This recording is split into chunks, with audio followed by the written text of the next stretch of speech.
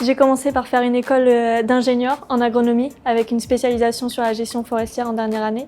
Après, j'ai travaillé pendant un peu plus d'1 an en tant que conseillère environnement dans une chambre d'agriculture. Et après, j'ai décidé d'intégrer le master spécialisé APT, acteur pour la transition énergétique, à Audencia.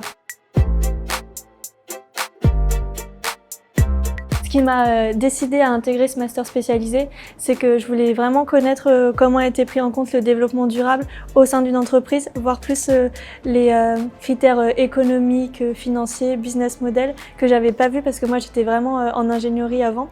Et je voulais aussi apprendre tout ce qui était sur les nouvelles technologies de l'énergie, énergie renouvelable que j'avais pas du tout vu avant. Et l'énergie, c'est un peu le fondement de toute activité.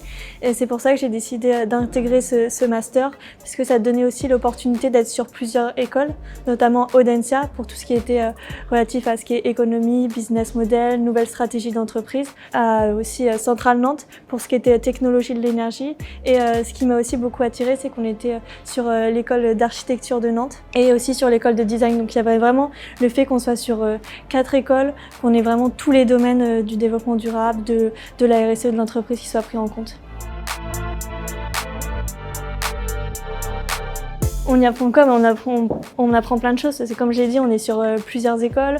On va apprendre vraiment des trucs très techniques, mais à la fois accessibles pour tout le monde. C'est pas parce que vous n'avez pas fait d'école d'ingénieur en physique que vous n'allez pas comprendre les technologies de l'énergie à centrale. Si tout est vraiment accessible, on apprend les nouveaux business models, quelle est la responsabilité sociétale d'une entreprise, en fait comment les entreprises peuvent agir pour le développement durable, comment elles peuvent contribuer en fait au bien commun.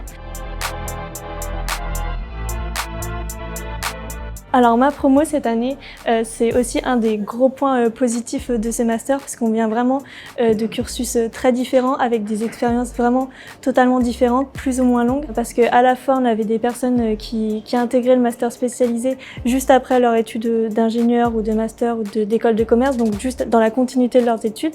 Et de l'autre côté, on avait des personnes qui avaient travaillé 4, 5 ans, 8 ans, même 15 ans ou voire une vingtaine d'années. Et on arrive à apprendre vraiment plein de choses de chacune de ces personnes et ça c'est vraiment une grosse force du master, cette diversité au niveau des étudiants.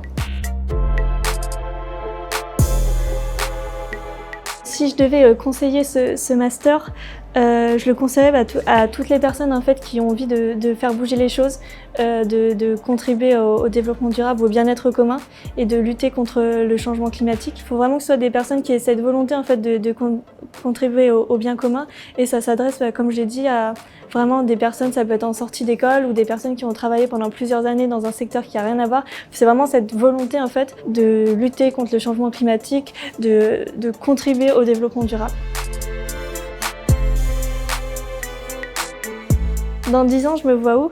Déjà, j'espère qu'on aura atteint tous les objectifs qu'on s'est fixés pour 2030 pour tout ce qui concerne le changement climatique. Après, donc là, j'ai intégré juste à la suite de mon stage une entreprise en CDI. Je veux toujours travailler dans ce qui est développement durable dans les entreprises. En fait, comment on peut contribuer à lutter contre le changement climatique, à améliorer en fait le bien-être commun de tout le monde.